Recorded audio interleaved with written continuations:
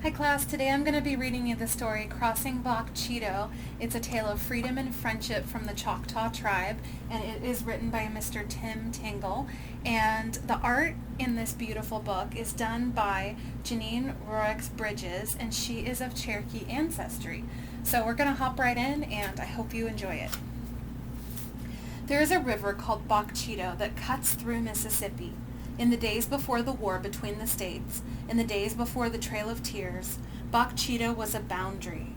On one side of the river lived the Choctaws, a nation of Indian people. On the other side lived the plantation owners and their slaves. If a slave escaped and made his way across Chitto, the slave was free. The slave owner could not follow. That was the law.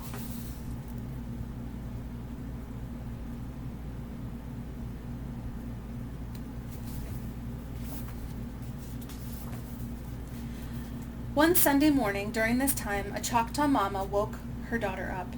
"Martha Tom, the sun has been up for 2 hours. Get up and put your dress on, you lazy little girl. I have a wedding to cook for today. Take this basket and fill it with blackberries. Now hurry back." When Martha Tom couldn't find blackberries on the Choctaw side of the river, she did something she'd been told never to do. She went crossing Chitto. The only way to cross Chitto in those days was a stone path just beneath the surface of the river. Only the Choctaws knew it was there, for the Choctaws had built it.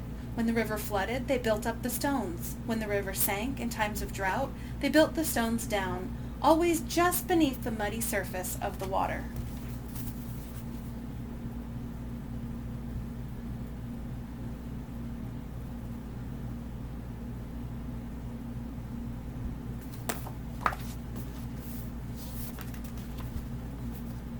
Martha Tom found a patch of blackberries on the slave side of the river. She filled her basket, then looked to the sky for the sun to lead her home. But it was a cloudy day, and she was lost. Martha Tom thought she was approaching the river, but instead she was walking still deeper into the woods. She came upon a stump covered with grapevines. Before her lay a clearing filled with logs, rolled out as if they were benches. Martha Tom saw someone coming and dove into the vines.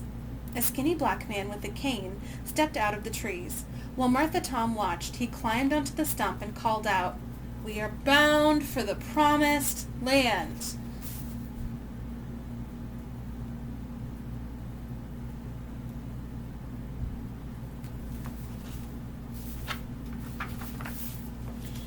What happened next would change Martha Tom's life forever. Though she saw no one, 100 voices came in reply, like spirit voices whispering, "We are bound for the promised land." The old man called out again, "We are bound for the promised land." Once again she heard the voices, the human voices this time. Closer and closer they came, calling, "We are bound for the promised land." The old man bowed his head and said, "Oh, who will come and go with me?" 100 slaves replied, stepping from behind the trees and rising up from the bushes where they were hiding. "We will come and go with you. We are bound for the promised land."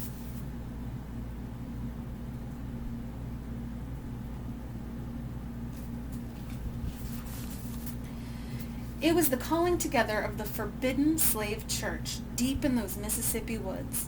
The old man began to preach, and the people began to sing. Martha Tom had never heard music like this before, but it touched her deeply. Then something else touched her, on the shoulder. She looked up to see the biggest man she had ever seen, his chest so big it was about to pop his buttons off his shirt. "You're lost, little girl," he said in a deep voice that seemed to smile.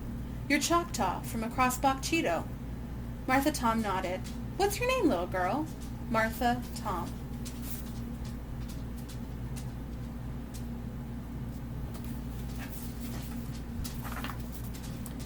"Well, Martha Tom, I'll get my son to take you back to the river.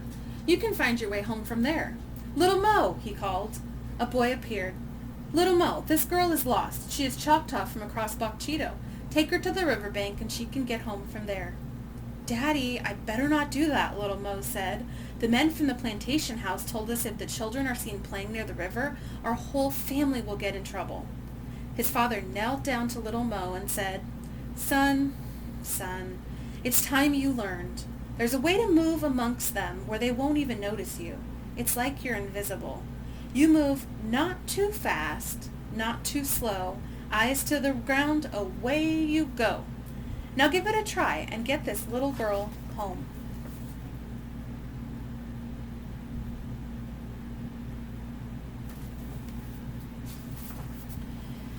Well, it sounded like a fun game to play, so little Mo took Martha Tom by the hand and off they went, just as little Mo's daddy had taught him. Not too fast, not too slow, eyes to the ground, away you go. They skirted the plantation house and walked right in front of the porch where the owners were doing their sipping and sighing that Sunday morning, but no one paid them any mind. We must be invisible, thought little Mo.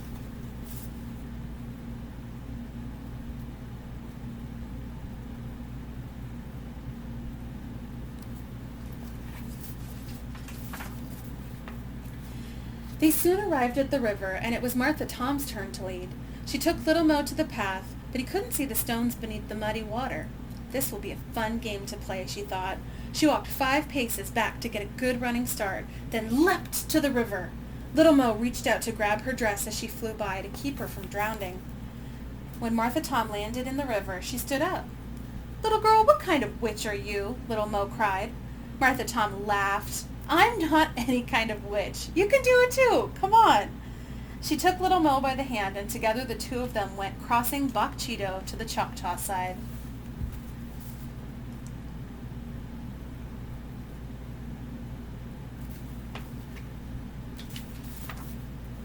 Even before they stepped from the stones to the earth, little Mo heard the sound of chanting.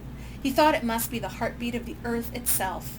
It was the old men calling the Choctaws to the wedding ceremony.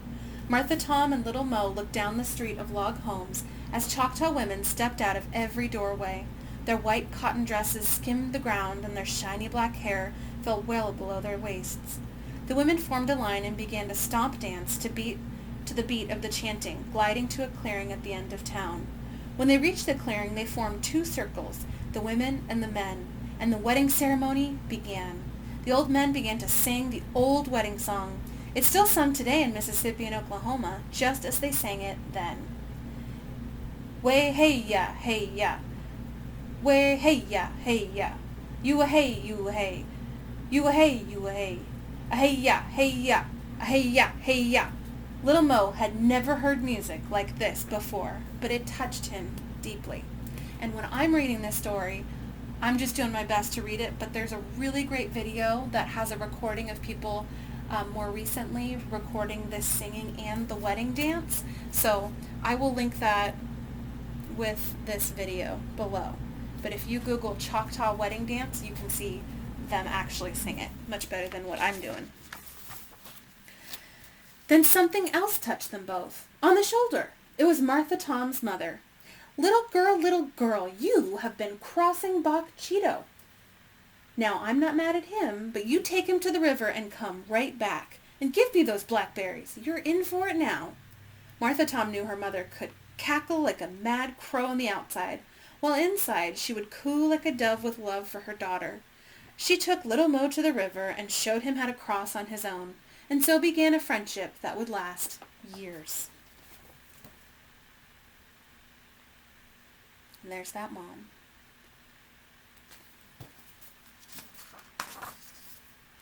Every Sunday morning, Martha Tom would cross Bok Chitto on her way to church.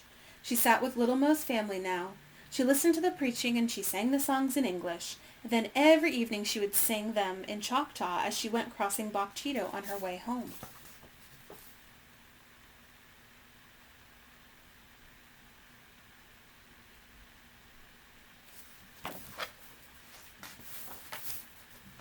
Then one day trouble came. As it always does in stories or in life, trouble comes. There was a slave sale and 20 slaves were sold. They were to leave for New Orleans the very next day before sunrise. The men from the slave households were called together to listen to the names being read. Little Mo's mother was on that list. As he walked home, little Mo's father wondered how to tell his family what had happened. He decided to let them have their last meal in peace. When the children stood to clear the table, he motioned for them to be seated. Feeling his knees grow weak, he said, "Your mother has been sold."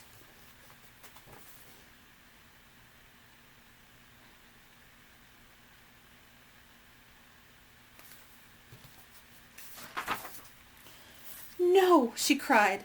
The tears seemed to squirt down her cheeks. The children looked at their parents and began to cry. They'd never seen their mother and father like this. "This is our last evening together," he said. "Stop your crying. I want every one of you to find something small and precious, something to give to your mother to remember you by, something she can hide, something they can't take away. Now get up and help your mother pack. You will not see her again." No one moved. Then little Mo pulled his father's sleeve and said, "Daddy, there's a way we can stay together. We can go crossing Bok Chitto. Martha Tom told me how." "Son, they'll have the dogs guarding the river tonight to prevent a crossing." "Daddy, we can go just like you taught me. Not too fast, not too slow, eyes to the ground, away you go. We'll be invisible." "Daddy, we have to give it a try." For the first time that day, hope filled the father's heart. "You are right, son. We have to give it a try."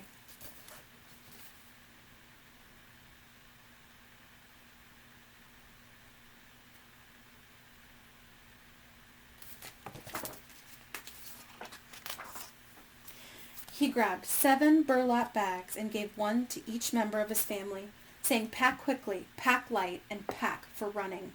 We may have to." They did pack quickly. They packed light, but they were not quick enough. The men in the plantation house saw them working late. They called for the guards with the dogs and the lanterns and the guns, and they surrounded that little house. When little Mo's daddy stood with his family around him, he looked out the back door and said, "We could go out that way. It would be dark and maybe safer. But this night's journey is not about darkness and safety. It's about faith. It's about freedom. We will go out the front door." And so they did. Out the front door, down the front steps, walking as little Mo had reminded them. Not too fast, not too slow. Eyes to the ground, away you go. Then something remarkable happened. This family became invisible. They walked into the circle of lanterns, but the light shone right through them. They walked so close to the dogs they could have stroked the dog's fur, but even the dogs did not know they were there. They were invisible.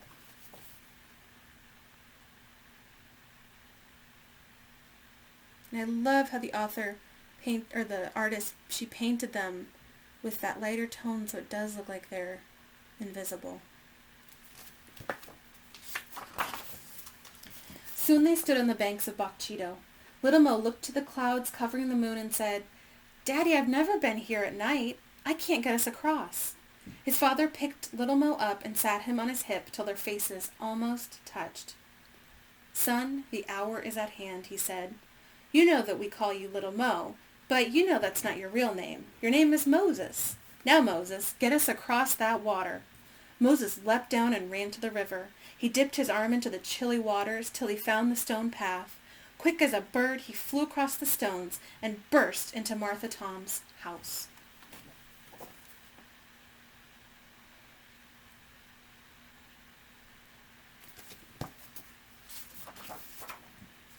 "I'm sorry, I know it's late," he said, "but we're trying to cross the river. The men are after us, the men with the dogs and the lanterns and the guns. Can you help us?"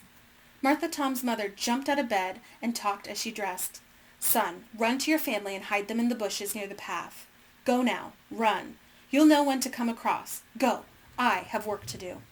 She went to every house in that village, pushed open the doors and called inside, "Women, put on your white dresses, bring a candle, and meet me at the river. We're having a ceremony tonight, the crossing kind." And so it came to pass.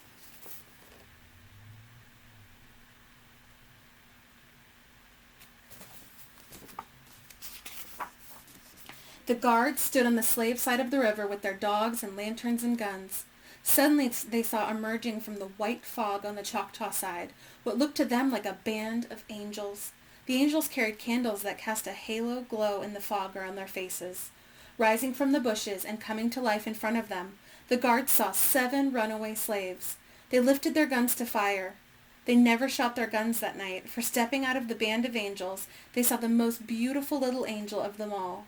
Her right hand held a candle, her left hand was outstretched, and she was walking on water. Martha Tom was singing a song she had learned at the slave church, but now she sang it in Choctaw.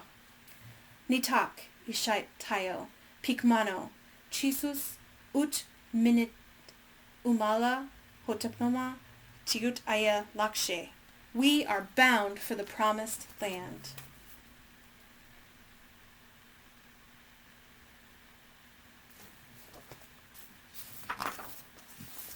She took little Mo by the hand, took his mother, and she took the children. They took their father, and together all 7 of them went crossing Bok Chitto. When they reached the Choctaw side of the river, they blew the candles out and disappeared into the fog, never to be seen on the slave side again. The descendants of those people still talk about that night. The Choctaws talk about the bravery of that little girl, Martha Tom. The black people talk about the faith of that little boy, Moses. But maybe the white people tell it best. They talk about the night their forefathers witnessed 7 black spirits walking on the water to their freedom.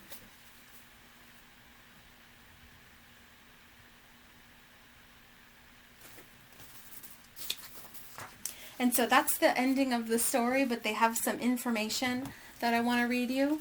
And here we go. So Choctaws today. 2 prosperous nations, 1 strong people. Following the signing of the Treaty of Dancing Rabbit Creek in September of 1830, the government forced thousands of Choctaws from their homes in Mississippi. The Choctaws began the trek to Indian Territory, thus becoming the first travelers on the Trail of Tears. Today, the Choctaw Nation of Oklahoma numbers 160,000, the 3rd largest Native American population in the United States. Choctaw land stretches over a 10.5 county area in southeastern Oklahoma, with the nation's capital in Durant. Choctaws who chose to remain in Mississippi were the forefathers of the current Mississippi Band of the Choctaw Indians, now residing in and around Neshoba County. Tribal membership is over 9,000, with 85% of Mississippi Choctaws speaking Choctaw as their first language and English as their second. While these Choctaws still weave baskets by hand from the Mississippi swamp cane, they also weave wiring systems for the Ford Motor Company and the Chrysler Corporation, both with factories on tribal lands. Modern businesses and traditional culture live comfortably side by side. While the Mississippi and Oklahoma Choctaws are similar in many regards, for instance, both are predominantly Christian, one important historical distinction clearly separates the 2 nations. The narrative of the Mississippi Choctaws is a Southern story, a remarkable story of refusing to leave home in spite of enormous pressures. The Oklahoma Choctaw story is one of tragedy and death on the Trail of Tears. However, in one common thread of narrative flow, in the celebration of the miracle being, in the heroics of survival, both the Mississippi and Oklahoma Choctaws are seeds of a common thistle. And it talks a little bit more about Choctaw storytelling. And